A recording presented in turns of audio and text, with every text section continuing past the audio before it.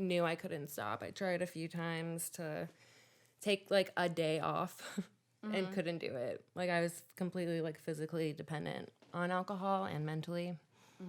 When I finally like left town for an adult timeout, it was because I was like, I have to stop. Like I'm gonna die if I don't stop.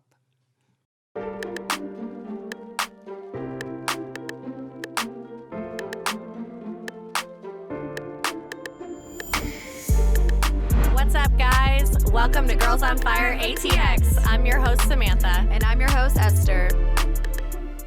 Happy Monday, everyone. So today we have a very special guest. Esther, if you would like to introduce her. I'd be honored. I would like to welcome my dearest friend, Karen, on our podcast today to talk about sobriety. So, Karen, do you want to say hi? Hi. Karen has been sober now for 4 years? 4 years. I think that is so amazing, and like I'm so proud of you. And if nobody has told you that today, I feel really awesome that I have you like to talk to about my journey of sobriety, which I'm sure a lot of people probably come up to you and ask you questions all the time. I know I did. Yeah. I was like, I got questions. I mean, I know that for me personally, like I wouldn't say like I made a promise to myself, but I kind of stopped drinking back in September. And so now I just kind of give myself the choice, like, if I want to have a drink, I'll have one. But I don't pressure myself into feeling like I have to have drinks in order to be social and hang out with my friends. Yeah, I just remember Karen and I having a conversation, and she told me about her story. And I thought it was, like, I've known Karen for, like, about 3 years now. Like 3 years. Yeah, and at first, like, we never really, like, connected. I think because, like, we just weren't on that same vibration. And then we happened to work together at Bungalow, and then I just, like, we're on that same vibration. And it's just crazy how timing plays out because she told me her story, and then I was like, wow, I would have never have known from knowing how she is now to, like, how it was before. So I asked her if she'd come on the episode to talk about it because I feel like it inspired me, and I know it would probably... it's important. A lot of people, I think, struggle. I mean, obviously, we'll get to your story, so because I don't even know your story. But I think that a lot of people struggle with the pressure that they feel that they need to drink when they're out with their friends or they're going out or to have a good time, they have to have alcohol in their system. Or then there's the people that are actually like addicted to it and like have a genuine, I hate using the word problem, so I don't know what a better word is for that, but that have an addiction to it. Dependency. Yeah, for sure. So let's start off because I know you're still a bartender, a kick-ass bartender at that. I am. So let's start about how did you get into the service industry? What brought you into the service industry? I got into it, I guess I kind of always have been, but I started serving when I moved to Austin after college, 2013. I worked at a bar on campus, Kane and Abel's. It was crazy there back then. I don't know if it still is. And got promoted pretty quick to bartender. And then I only worked there for like 4 or 5 months, and then I got a downtown job. Yeah. That's when I started really drinking. Well, I was already drinking a lot, but like I didn't realize you could drink at work at Kane and Abel's. And then when I started working downtown, I realized it was like a part of bartending downtown. Like everyone drank at work. It's like a second nature thing. Like people are like, oh, here's a shot, and you don't think twice about it, and you're just taking a shot. Yeah, it's because like they're like, hey, I'm supporting you and I want to help you out. So it's like, 1 shot turns into 4 shots, turns into 5 shots. Turns into you're drunk behind the bar. Yeah. Well, the bar I worked at also like really is a no drinking bar, but we would have like samples or like run next door and grab a shot or a drink before you came in. Yeah. And then towards the end, when I was really bad and I was drinking all the time, I was like literally bringing my own alcohol to work and drinking in the bathroom. Like I figured it out. Like I found a way, even though we weren't allowed. Yeah. So I know every trick, every trick in the book for drinking at work. At what point, and maybe I'm wording this wrong, so correct me if there's a better way to word it. Because obviously there are people that realize that they get to a point where they're like, damn, I'm drinking too much, I need to stop. Did you ever get to a point that you felt that, and was it like an uncontrollable thing where you felt like you couldn't stop, or you just didn't want to, or like what was going through your head at that point? Yeah, I definitely like knew I couldn't stop. I tried a few times to take like a day off and couldn't do it. Like I was completely like physically dependent on alcohol and mentally. When I finally like left town for an adult timeout, it was because I was like, I have to stop. Like I'm gonna die if I don't stop, and I can't do it on my own, basically. What was your breaking point? Like, so let's start from the beginning. So like what would you say your relationship with alcohol was like in the beginning towards? I think that I used alcohol to like get rid of social anxiety for sure. Like it's not like I didn't fit in high school, but I always felt awkward. So I would drink like to make friends and fit in because I was always new. I moved around a lot. My dad was in the Air Force. So I was always like moving, making new friends, and it's hard. It definitely is. I can see the anxiety coming from that for sure. Yeah. Absolutely. And then when I went to college, it was like such a part of college. It's the college culture for sure. And then I had to make more new friends, and it was just what worked. And then I found out that you could like drink away your hangover and like feel better in the morning if you just drank. And that's what really started like the cycle. And I moved to Austin. Like I said, I only worked on campus for a few months, but then it basically was just like, oh, I can keep doing the same thing I've been doing at work. Like I don't have to change anything about my partying to work at my job. And then like, so when you were in your journey of drinking, what was that tipping point for you? I feel like stop. People always ask me like what my tipping point was, or like a lot of people will be like, what did you do? And it's like, that's really rude. You don't have to do anything to quit drinking. You can just quit if you want to. Yeah. But like my tipping points I didn't care about them. Like I was so gone and like depressed and like addicted that like I got a DWI. I crashed my car. I like got 9 stitches in my head for falling on it, and like got 2 IVs at work at a music festival, and I didn't stop.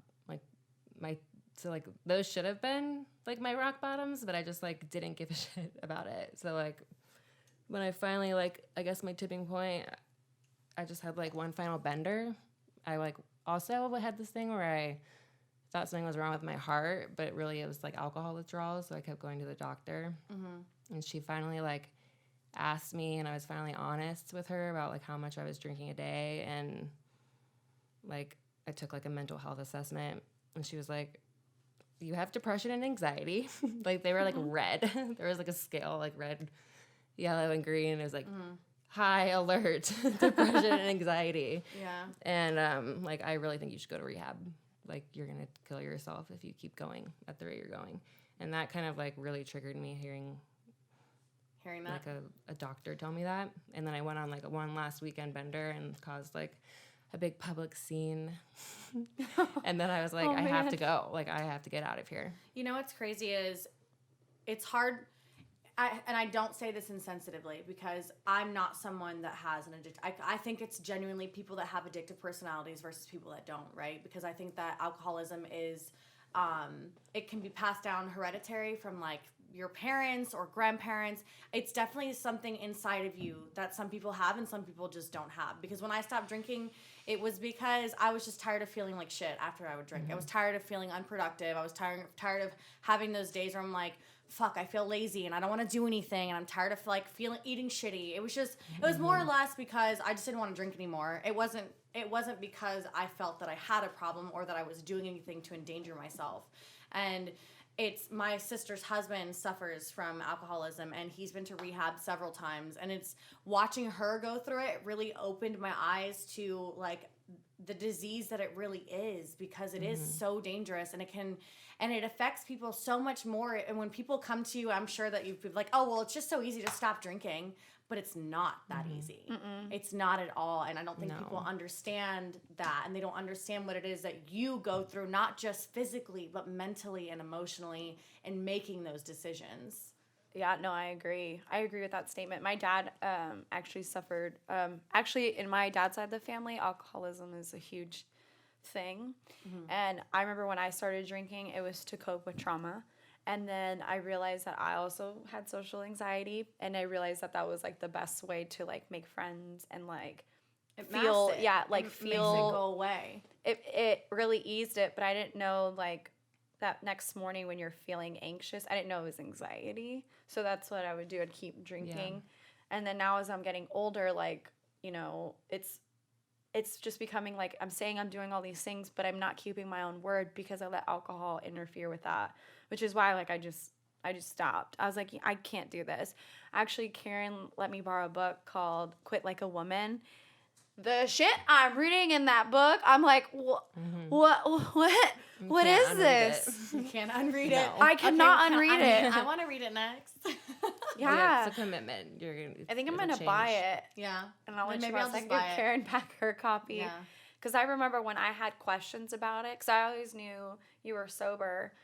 I never asked why because I didn't know if that was like appropriate. I or hate the not. stigma that comes from that because, like you said earlier, I shouldn't have to give you a reason or an excuse because her and I were talking about that today. I was like, I really hate when I tell people I don't drink because they're like, well, why?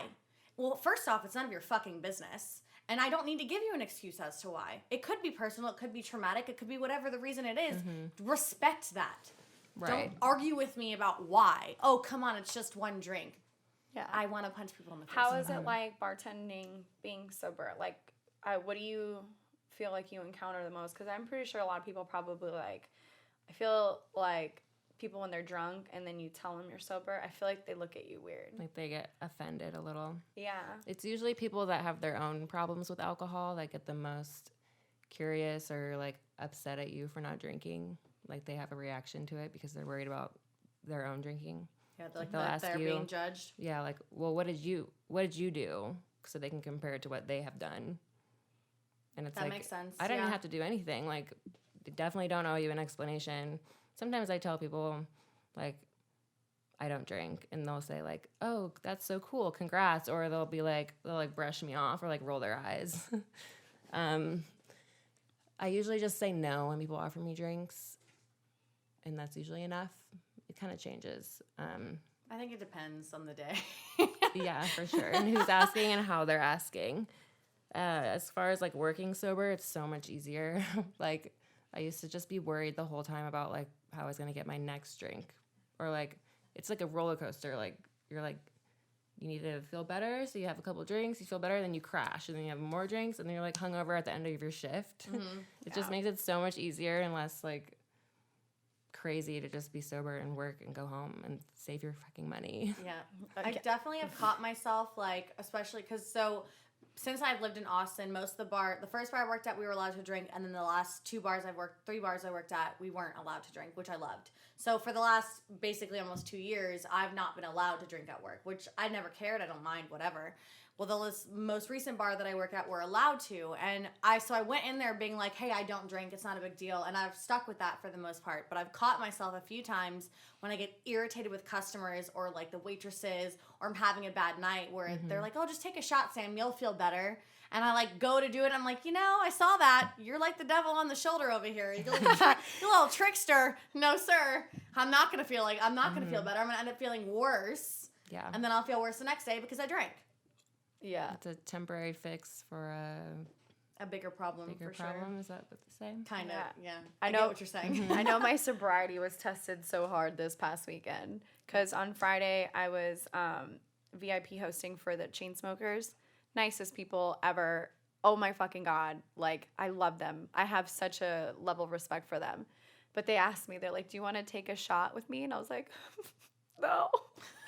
Internally, I do because this is like a once in a lifetime opportunity. But I was like, no, thank you though. Yeah. I was like, I'm actually sober, and they're like, that's cool. I was like, thanks. And then I had a couple of my regulars from Las Vegas come in. They were trying to buy me shots. I was like, no. What would you? Sorry, I didn't mean to cut you off. No, you're fine. I was just thinking, like, what would you say the hardest part of your journey has been? I guess like of being sober, the hardest part. Yeah. Do you ever have moments where like I guess relapse would be the proper word, but do you ever have moments that you thought you would? I think it's been pretty easy for me to like understand that I can't drink anymore. I definitely will sort of think fondly on alcohol sometimes, or like think about maybe one day, and I think that's like tells me that like no, Yeah. like it's still a problem if you're like romanticizing it still. Like I can just see it happening. Like it would be like one drink turns into every day for 3 months. Yeah. Kind of thing. It was definitely the hard. I mean, I still struggle with depression, but it was really bad before I quit. That was probably the hardest part. Do you think most of your depression was because of the alcohol? I think it was like severely affecting it. I've definitely like dealt with it probably since like 8th grade, like moving around and all that, and then being kind of a wild teenager. Like I never like got in trouble, but I was definitely like experimenting and hanging out with certain crowds and not really dealing with things. And then like I had a lot of friends die when I was younger, and I feel like I like was dissociated from that. And I feel like when we're kids, we're not really taught how to handle those kinds of emotions.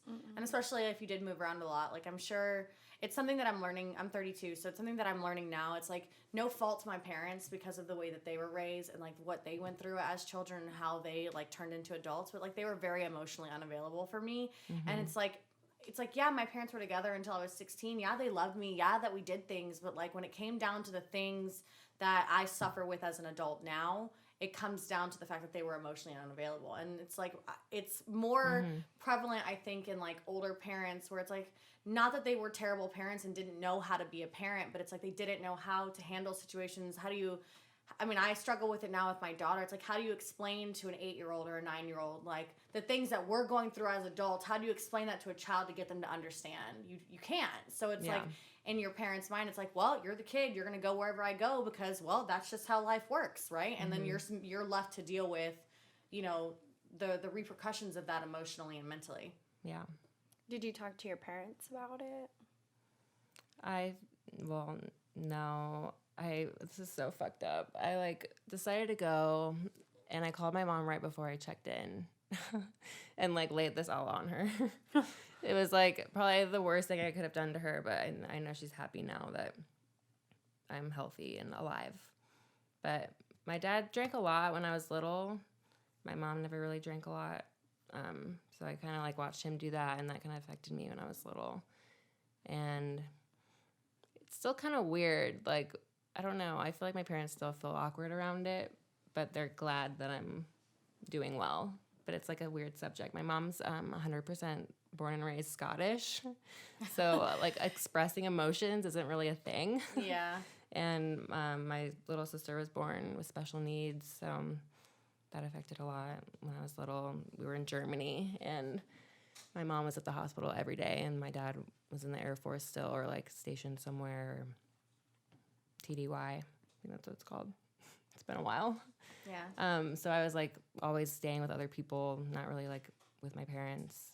Yeah. I think that probably affected a lot of things. I mean, to me, there's always a reason for something. And it's like whether you are able to address it and understand it is a different story. But obviously there's always like a thing behind it. What would you say if you were to tell people, if you were able to tell people, hey, look, like if you come across someone who's sober or tells you that they're sober, what would be some advice or some things that you would want people to know to maybe feel less awkward, or like things not to say to people in that kind of situation, to be respectful? Like, what are some things that you've come across that you would want to share with people to help them understand better? I think that reading like literature about sobriety is important, and like following sober accounts and like reading stuff like that instead of reading like things that kind of glorify alcoholism or like people joking about being drunk, being alcoholics and stuff.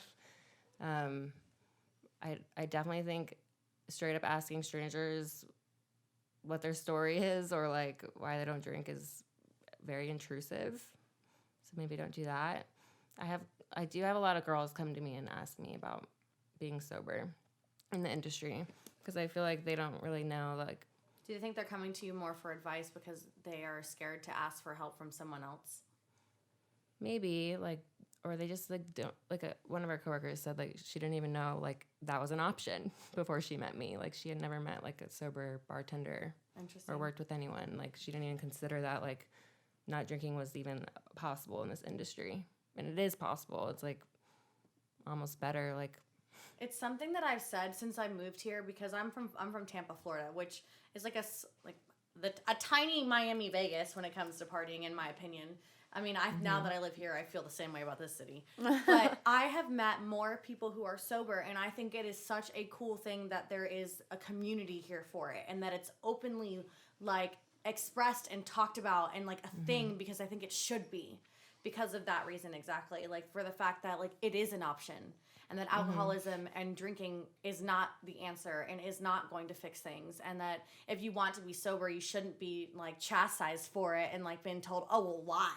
Or, like, have some, like, negative stigma on why you want to be sober. That's my choice. That's the saying, well, why don't you have tattoos? Because I don't want any. I'm not going to make you feel like shit because you don't want tattoos. Like, it shouldn't matter what that thing is that you don't want to do that someone else does, and that you shouldn't be made to feel bad for that. Right. Yeah.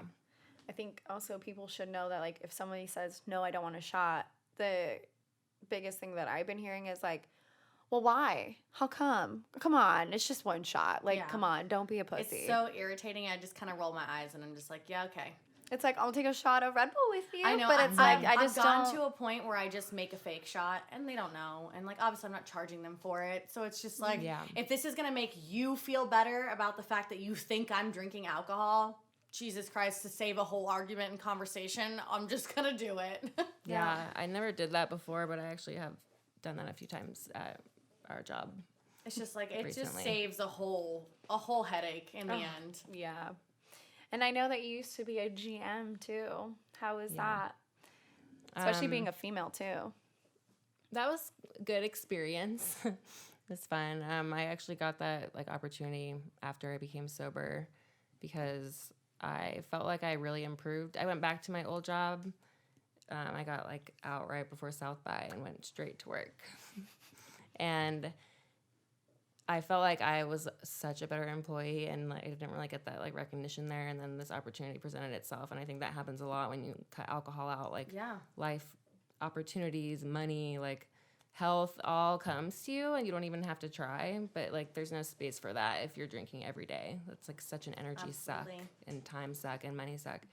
And what am I saying? I got the GM role after that, and I worked there for 3 years. And it was interesting working on Rainy. How sober? Oh, sorry. I was gonna say, because, like, I'm sure, like, because I know a lot of bars let their employees drink. How is it trying to manage, like, a staff if, like, well, I don't know if they were allowed to drink or if they weren't, or vice versa. I'm mixing up my words. Words are hard It today. was so unclear. Like, I think we started out. I opened the bar. We all opened the bar from scratch, and the first GM, I think it was fine to drink, and then we got a new drinking policy, and then it was, like, kind of unclear, and it's hard to wrangle a staff of people that have been able to drink at every other bar they've worked at. 100%. It's like, they're gonna do it.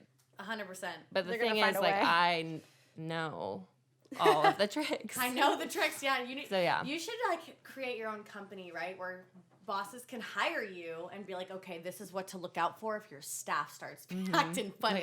Hire Karen. She knows all the tricks. No, seriously, because I have this. So at the bar I work at now, there's a few of the girls, and I love them, and they're sweet.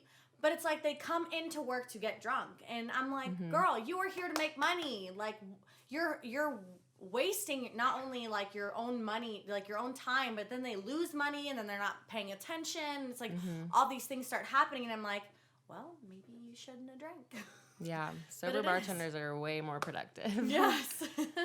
But I also think, like, there are people who really have addiction to alcohol, and like, I'm, like, all for, like, I love throwing events and seeing people partying and having fun and dancing and all that, but I think one of the reasons why I stepped out of my GM role was, like, it's too much of a connection for me.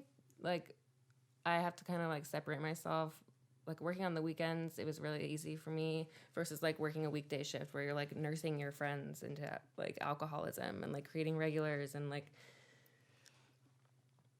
just like being more like holding space for drunk people is really exhausting sometimes. Oh, 100%. Well, kudos to you for being able to like recognize that and doing what you need to do for yourself to step away from that, because it is, some people like they can't make that distinction, and I'm sure that it is part of the whole process in itself, is like being able to recognize things that are technically triggers for you and that are going to like ruin that space that you've created for yourself now. Yeah. How do you like working at our job? Because I know that's kind of different. It's definitely different for me. I've never worked at like, it's not a club, but it's clubbier than anywhere I've ever worked. It's fun. I like seeing the customers enjoy themselves.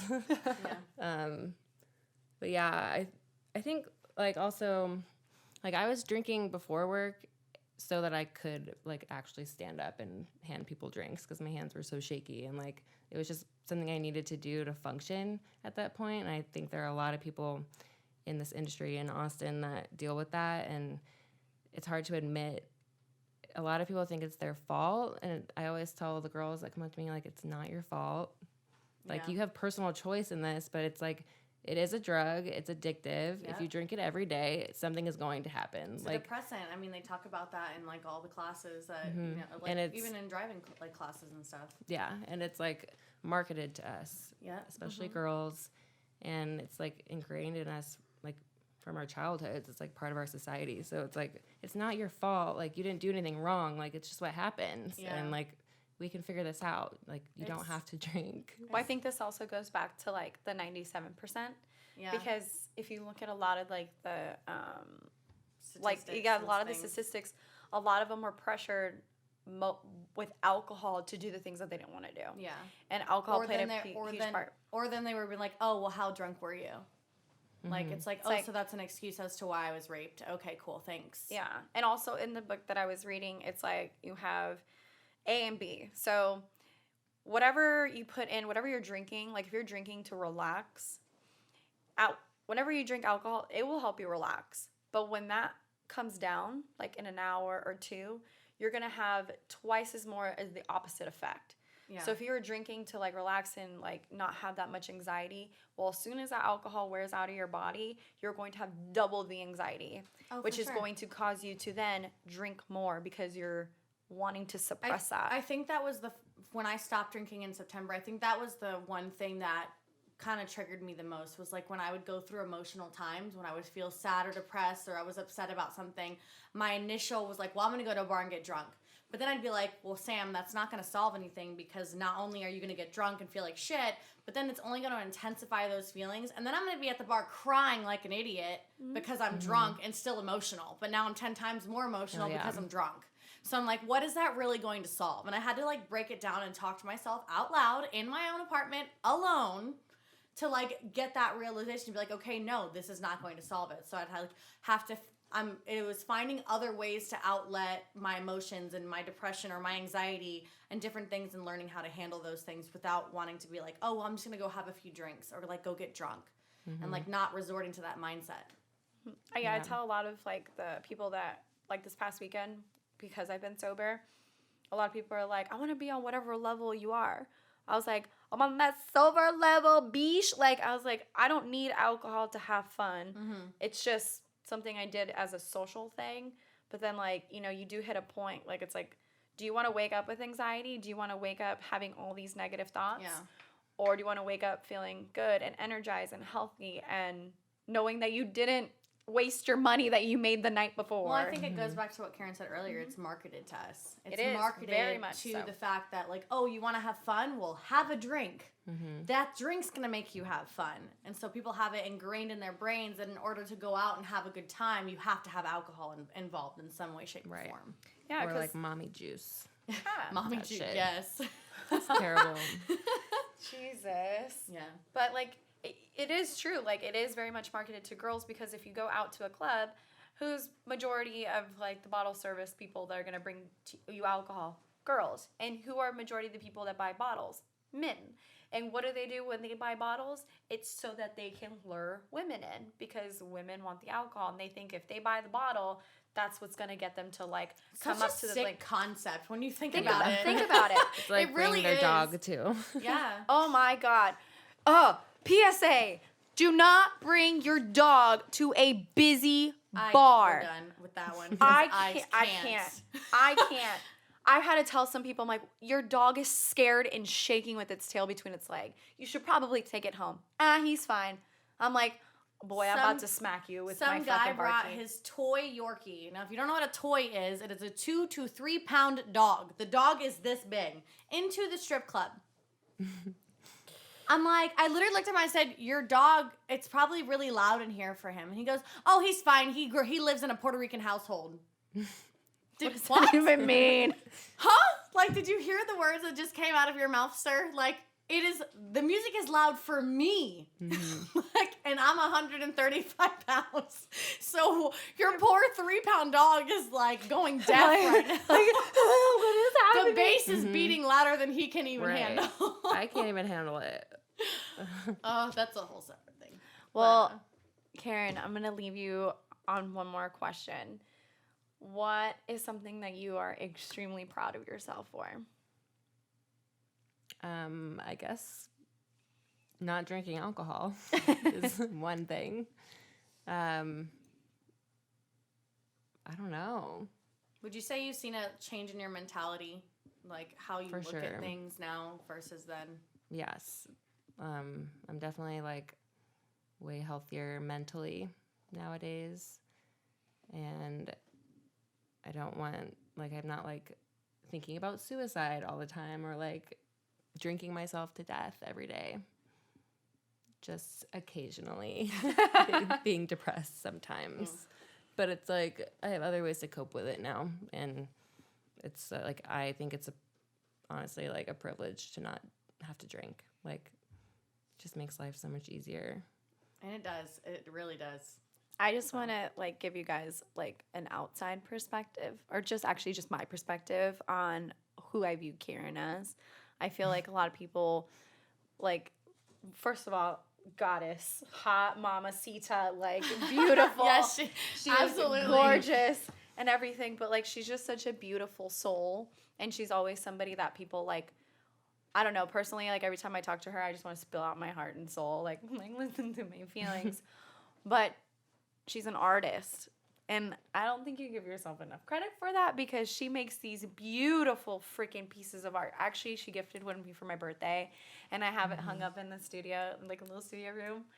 And yeah, you need to tell I people think about maybe your that's art. what you were getting at when you asked me why I was proud of myself. I did also step out of my management role to pursue art a little more, because I kind of like completely stopped doing it when I moved here.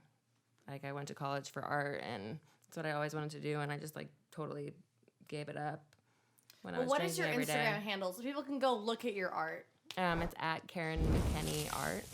All right, cool. So if you have not, wow, words right now. So make sure you go follow her so you can check out her art for sure. Honestly, it's so badass. She put like glow-in-the-dark paint on this painting I have. That's awesome. And so like I like to like take my flashlight and light it up and then turn off all my lights and stare at it. It's kind of creepy how much I'm obsessed with this art painting.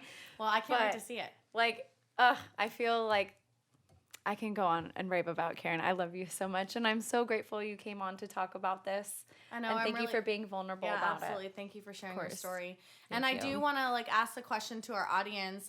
If anyone is out there who is sober, I would love to know what ways and actions you took personally to help you along your journey. Definitely drop those in our comments, because we would love to talk about that more with anyone that would be willing to share those stories with us. Yes. But thank you again, Karen. We really Thank you. appreciate it. Thank you. Stay tuned for new episodes every Monday at 12 p.m. Central Standard Time. Make sure to follow us on our Instagram at Girlsonfireatx. It has a link with all of the different things that Esther so gratefully created for us. I did that. She did it. You're welcome.